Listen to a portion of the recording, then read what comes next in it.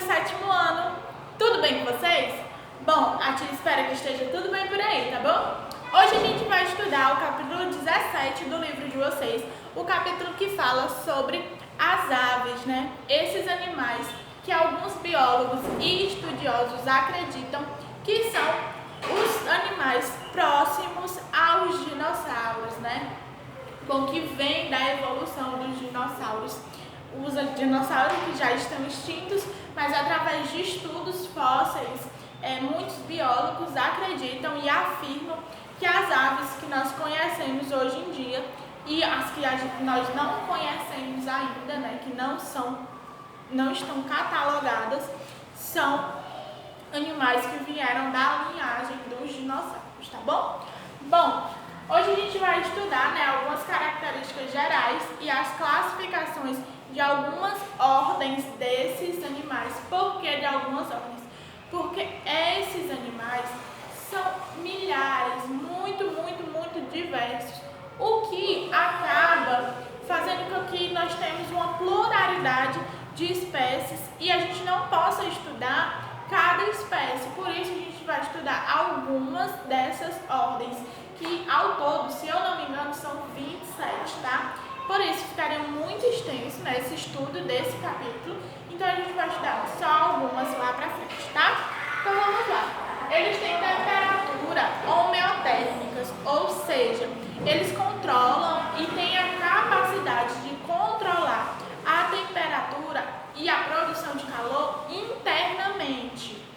Como assim, tia? Eles não têm a capacidade, que nem os peixes e os anfíbios, de variar a temperatura de acordo com o ambiente. Eles controlam a temperatura deles internamente, com a produção de calor interna, tá bom? A capacidade de voo é uma das características maiores das aves. Por quê? Porque é a primeira coisa que a gente lembra quando a gente está falando de um animal, de uma ave, né? E quando uma ave não voa, a gente já fica com meio pé atrás, né? Como a galinha, o pinguim. Mas a gente vai estudar isso um pouquinho mais pra frente, tá bom?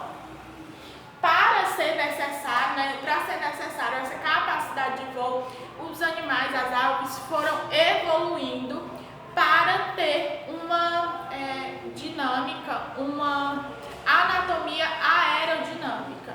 A gente viu que os peixes têm uma anatomia hidrodinâmica, ou seja, eles têm um corpo que facilita a mobilidade e a estadia deles na água, e as aves têm a anatomia aerodinâmica, ou seja, o corpo desses animais é feito especialmente para voo, que são membros superiores transformados em asas ao invés de patas, o corpo coberto de penas para facilitar o voo, assim como a ausência de bexiga urinária, e os ossos desses animais são preenchidos de ar, tudo feito de acordo com a natureza para facilitar o voo desses animais, para tornarem eles mais leves, mais fácil de se locomover no ar.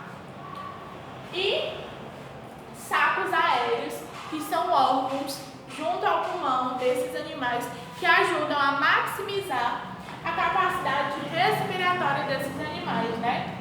E o osso externo desses animais tem formato de quilha, ou seja, tudo é feito de acordo com que possa contribuir, né, para o voo desses animais.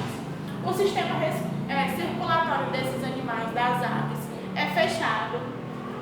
Eles têm circulação completa e respiração pulmonar completa, tá bom?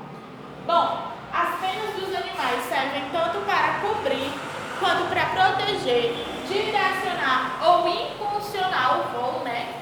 E perto da cauda a gente vai encontrar uma glândula chamada uropiegiana, que é responsável pela produção de uma substância oleosa que ajuda a impermeabilizar as penas dos animais aquáticos, das aves aquáticas, né, que é o seguinte: a gente sabe que os animais, as aves aquáticas, caçam no mar, no lago, nos rios. E a gente sabe que quando qualquer animal se molha, o peso dele é diferente. E já imaginou como uma ave poderia caçar se ela teria que esperar para poder, né, sair do mar? Aí a evolução tratou-se, né, de criar essa glândula chamada uropiogiana, que faz com que eles produzam uma substância oleosa que permeabiliza as penas. O animal entra na água já com o corpo hipermeabilizado, caça e levanta voo rapidamente. A gente vê com precisão isso em alguns documentários e algumas imagens quando a gente está vendo gaivota caçando. Eles entram com uma rapidez muito grande no mar, caçam peixe e levantam voo com uma facilidade.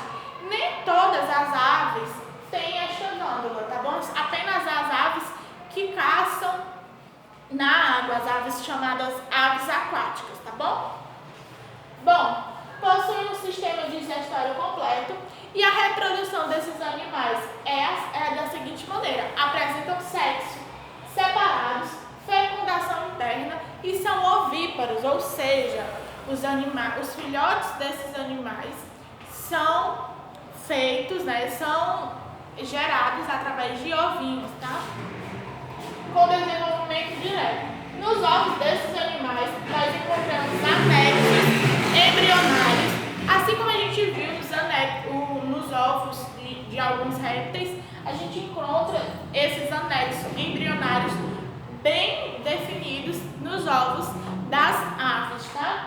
Como o âmnion, o córeo e o almatoide, que são substâncias utilizadas para o desenvolvimento e a nutrição do embrião dentro do ovo. Por quê? Quando a gente é um feto, né, quando a gente é um embrião, a gente se alimenta de acordo com os nutrientes que nossa mãe gera pra gente. Já no ovo, nos ovinhos, os embriões não conseguem quebrar a casca, porque são embriões, né, para se alimentar. Ou seja, eles se alimentam dessas substâncias aqui e se desenvolvem a partir delas, né? Lá no livro de vocês vão ver na página 179 uma imagem de um embrião se alimentando e se desenvolvendo dentro do ovinho, tá? A classificação das aves, elas são classificadas na classificação geral entre ratitas e carenatas, ou seja, tem duas classificações gerais, né? Que são ratitas, são as aves que não conseguem voar, e carenatas são as aves que não voam. Mas como a gente sabe que essa é uma classificação, a gente não poderia fazer essa classificação tão abrangente, a gente vai ver já as classificações do reino, que são divididas em 27 ordens. A tia vai apagar aqui o quadro para vocês verem essas classificações. Se eu não me engano, nós veremos 5 a 6 ordens, tá? Porque são as ordens que a gente mais costuma estudar e são as ordens que vocês verão com mais facilidade nos livros, tá bom? Se vocês quiserem pesquisar quais são as 27 ordens das aves, vocês podem ficar à vontade, mas eu acho que não é necessário, só se vocês quiserem, tá bom? A tia vai apagar aqui o quadro para a gente voltar a falar sobre essa classificação das aves. Bom, gente, a gente vai estudar 6 das 27 ordens que essa classe tem, tá? Que são as mais comuns aqui pra gente, tá bom? Bom, a primeira ordem é a ordem dos Trochiliformes, que são representados, né? São animais com bico alongado e fino, que lhes permite alcançar o néctar das flores, que é a sua fonte de principal alimento, né? Sua principal fonte de alimento. E um exemplo desse animal muito conhecido é o famoso beija-flor. Esses animais da ordem dos Trochiliformes também apresentam características de iridescência nas suas penas. Tia, o que é iridescência? É quando o animal tem a capacidade, né, a característica de apresentar as cores do arco-íris em suas penas. Ou seja, eles chamam muita atenção, são animais muito diversos, né, muito bonitos, e isso facilita para a sobrevivência deles na natureza, ok? Temos os ptaciformes, que são animais com o bico curvado, com a mandíbula superior encurvada na inferior, ou seja, como se eles tivessem a mandíbula uma em cima da outra, né? E são animais com bastantes espécies. Se eu não me engano, existem 360 espécies desses animais. E são animais que podem reproduzir a fala humana, como o papagaio, né?